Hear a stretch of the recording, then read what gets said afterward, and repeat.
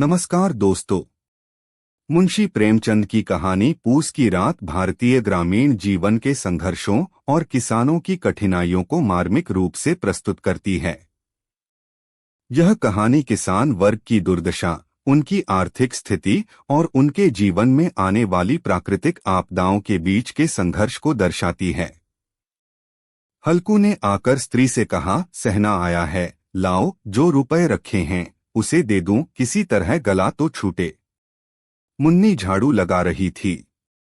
पीछे फिरकर बोली, 3 ही तो रुपए हैं, दे दोगे तो कम्मल कहाँ से आवेगा? माघपूस की रात हार में कैसे कटेगी? उससे कह दो फसल पर दे देंगे, अभी नहीं। हल्कू एक क्षण अनिश्चित दशा में खड़ा रहा। पूस सिर पर आ गया। कम्मल के बिना हार में रात को वह किसी तरह नहीं जा सकता।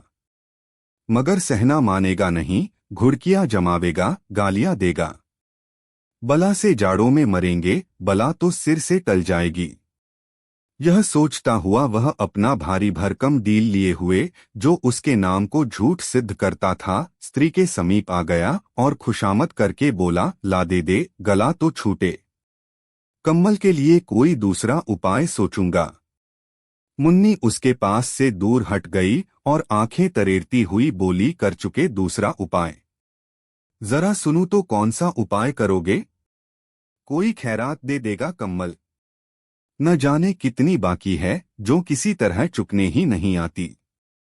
मैं कहती हूं तुम क्यों नहीं खेती छोड़ देते? मरमर काम करो, उपज हो तो बाकी दे दो, चलो छुट्टी हुई। बाकी चुकाने के लिए ही तो हमारा जन्म हुआ है।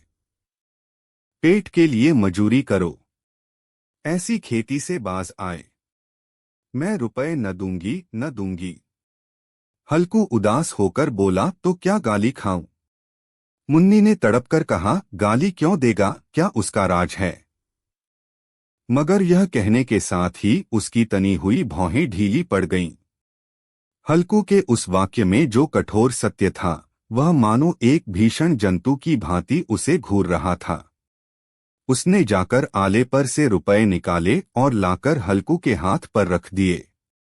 फिर बोली, तुम छोड़ दो अब की से खेती। मजूरी में सुख से एक रोटी तो खाने को मिलेगी, किसी की धौंस तो न रहेगी। अच्छी खेती है, मजूरी करके लाओ, वह भी उसी में झोंक दो, उस पर धौंस। हल्कू ने रुपए लिए और इस तरह बाहर चला मानो अपना हृदय निकालकर देने जा रहा हो। उसने मजूरी से एक एक पैसा काटक पटकर 3 रुपए कम्मल के लिए जमा किए थे।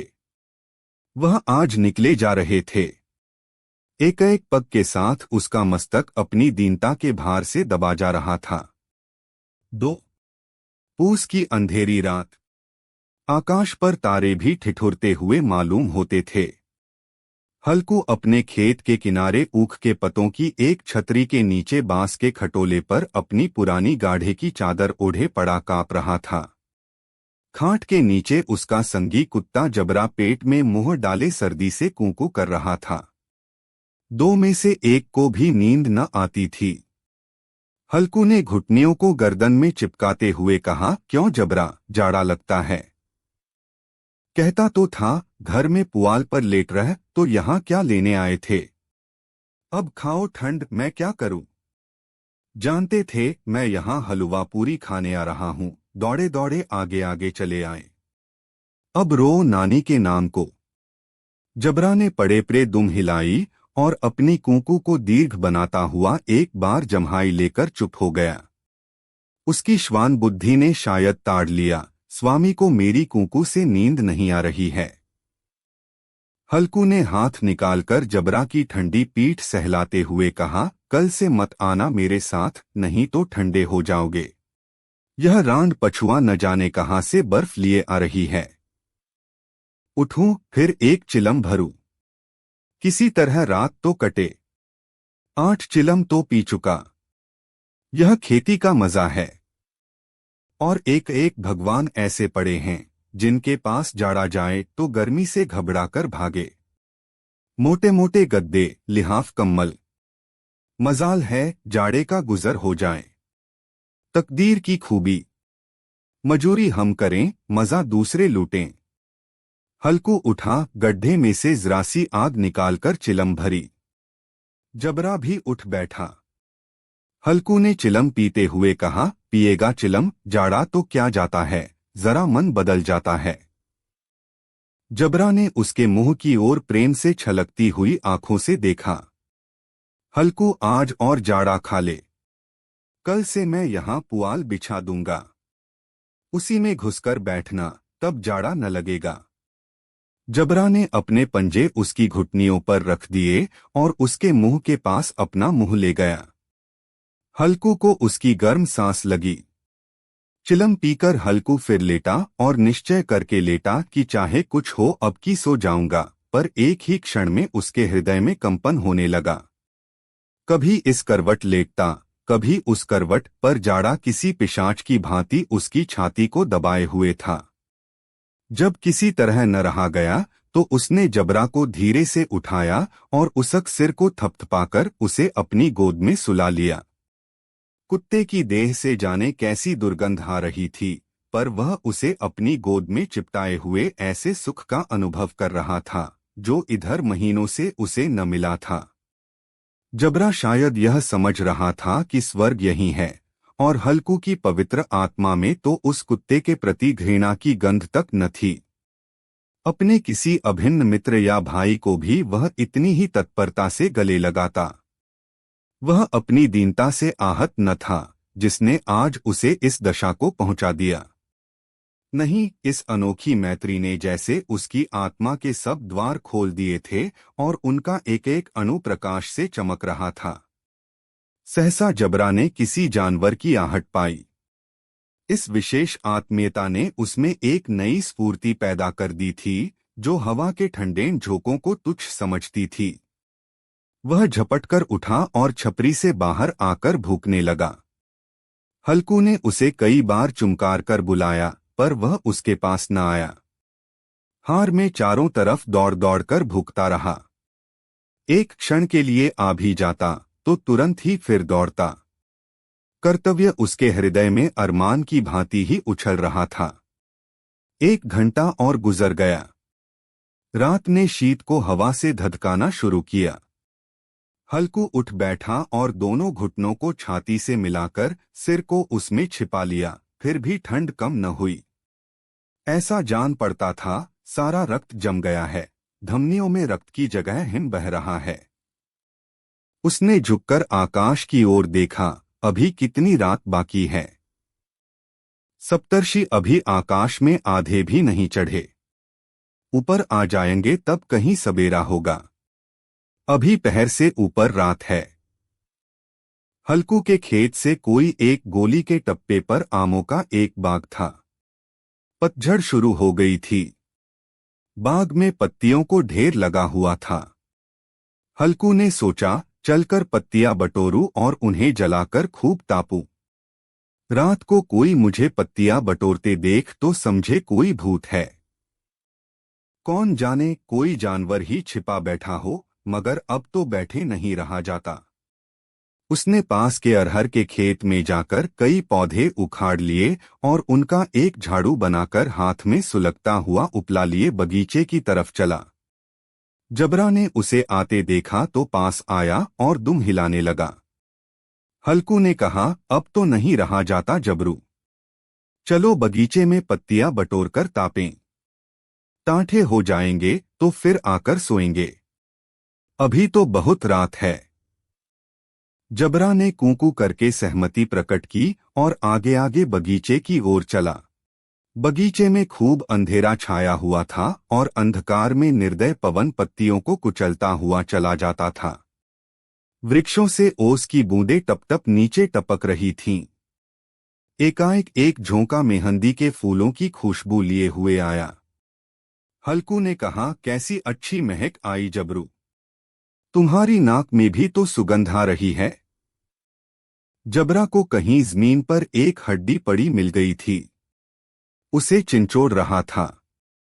हल्कू ने आग जमीन पर रख दी और पत्तियां बटोरने लगा। जरा देर में पत्तियों का ढेर लग गया।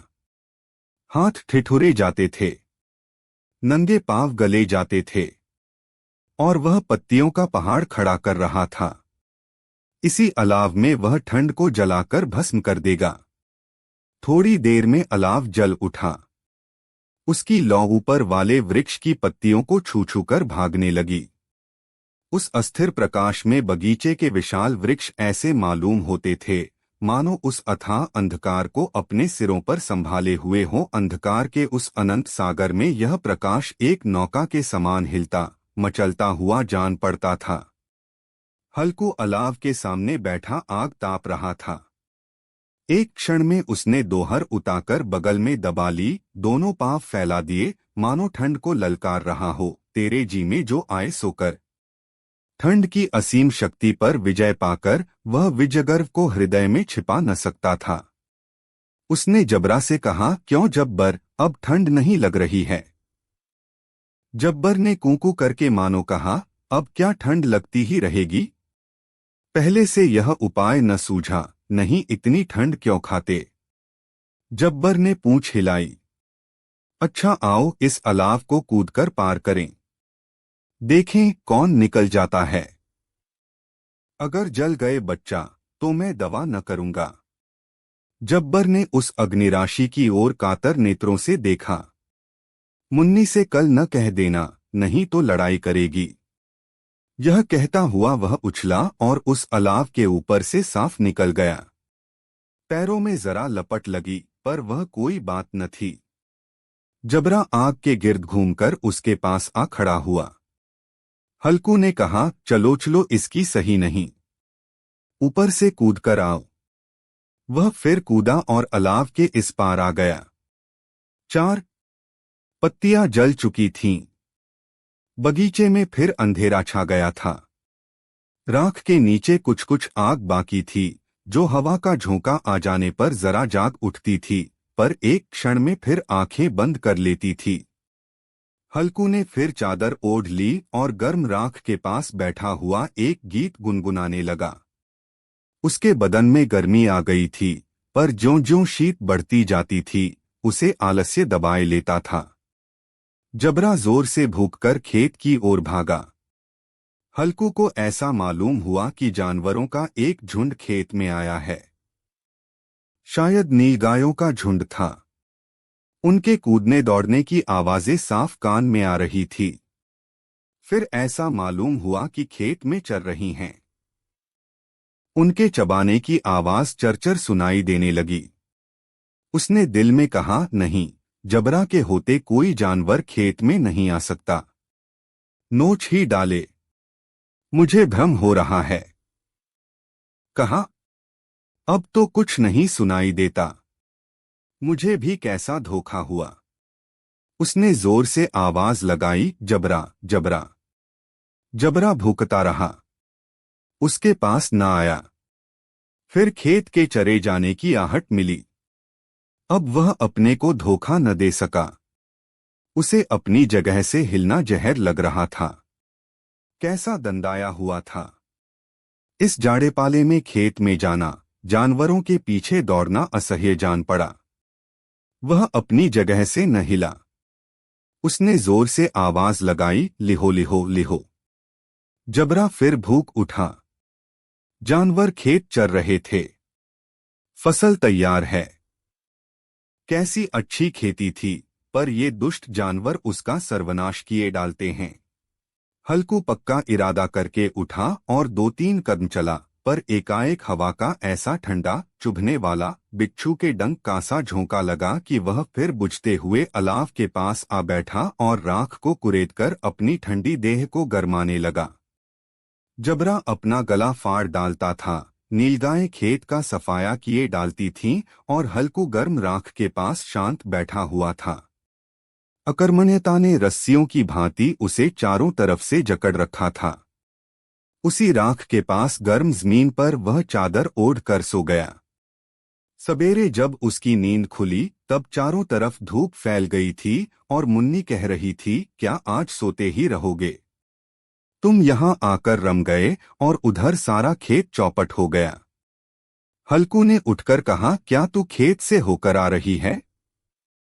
मुन्नी बोली, हाँ, सारे खेत का सत्यानाश हो गया। भला ऐसा भी कोई सोता है? तुम्हारे यहाँ मड़िया डालने से क्या हुआ? हल्कू ने बहाना किया, मैं मरते मरते बचा, तुझे अपने खेत की पड़ी है। पेट में ऐसा दर्द हुआ कि मैं ही जानता हूं। दोनों फिर खेत के डाढ़ पर आए। देखा, सारा खेत रौंदा पड़ा हुआ है और जबरा मड़ैया के नीचे चित लेटा है, मानो प्राण ही न हो। दोनों खेत की दशा देख रहे थे। मुन्नी के मुख पर उदासी छाई थी, पर हल्कू प्रसन्न था। मुन्नी ने चिंतित होकर कहा, अब मजूरी करके मालगुजारी भरनी पड़ेगी। हल्कू ने प्रसन्न मुख से कहा, रात को ठंड में यहां सोना तो न पड़ेगा। यहां पर कहानी का अंत होता है। कहानी में पूस की ठंडी रातें किसानों के लिए एक बड़ी चुनौती हैं। हल्कू और जबरा को ठंड से बचने के लिए संघर्ष करते हुए दिखाया गया है। यह दर्शाता है कि कैसे प्रकृति का प्रकोप किसानों के जीवन को प्रभावित करता है। इस प्रकार पूस की रात एक ऐसी कहानी है जो हमें भारतीय ग्रामीण जीवन की कठोर वास्तविकताओं से परिचित कराती है और हमें किसानों की दुर्दशा के प्रति संवेदनशील बनाती है।